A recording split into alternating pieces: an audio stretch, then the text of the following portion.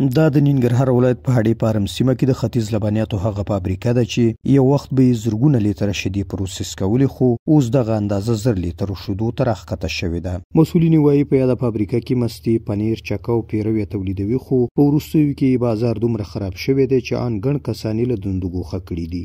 دوی وایي د زیاتو نورو ستونزو په شمول یو شمېر قراردادونه چې پخوا یې له مختلفو اداراتو سره درلودل لغوه شوي دي.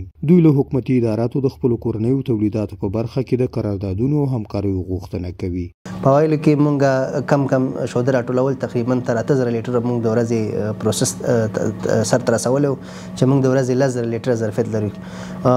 ولې په دې وروستیو کلونو کې د ستونزو مشکلاتو د وجې چې دی زمونږ دغه تولیدات چې دی راکم شول او په اوس فعلا په وخت کې تقریبا تر 1,500 لیټره د ورځې شوده شیک او پروسس کوو. د یادې فابریکې مسؤلین زیاتوي له پاکستان او ایران هیوادونو د وچو شیدو راواردېدو بازار ډیر خراب کړی دی، ځکه د بهرنیو وچو شیدو او نورو لبنیاتو قیمتونه کم دي او زیات خلک ترې استفاده کوي. دوی له مسؤلینو د نورو همکاریو ترڅنګ په بهرنیو وچو شیدو د تعرفې لوړولو غوښتنه کوي.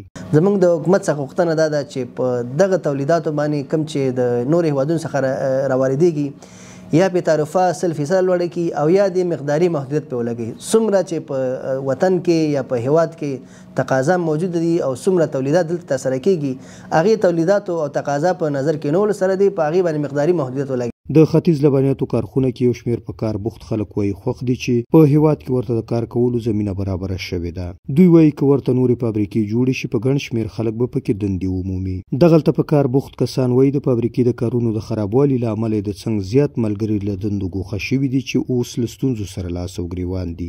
موږ خوښ یو چې دغسې فابریکې زموږ په هیواد کې نورې هم جوړ شي تر څو خلکو ته د کار زمینه برابره شي او خپل دغه مالدارانو لپاره یعنې زموږ او ستاسې د وطن مالدارانو لپاره یو اقتصادي زمینه سازي کېږي. اوس خو موږ پرسونل هم کم کړي دي، همدارنګه د ډرایورانه هم موږ کم کړي دي تر څو دغه فابریکې د رننګ په خاطر باندې چې دغه فابریکه موږ چالان وساتو.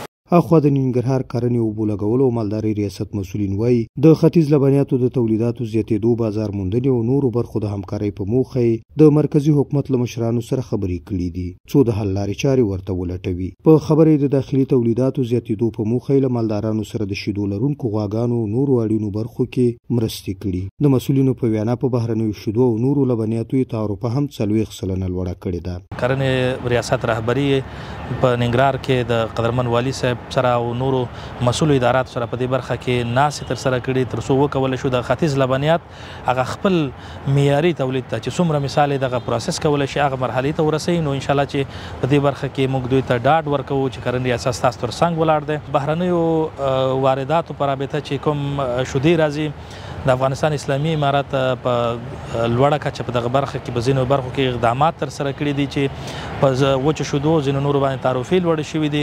د کرنې اوبو لګولو او مالدارۍ ریاست مسؤلین وایي په دې وروستیو کې د لبنیاتو د تولید په برخه کې یو شمېر پانګوالو په لوړه کچه پانګونه کړې او څو نوې کارخونې هم جوړې شوي دي.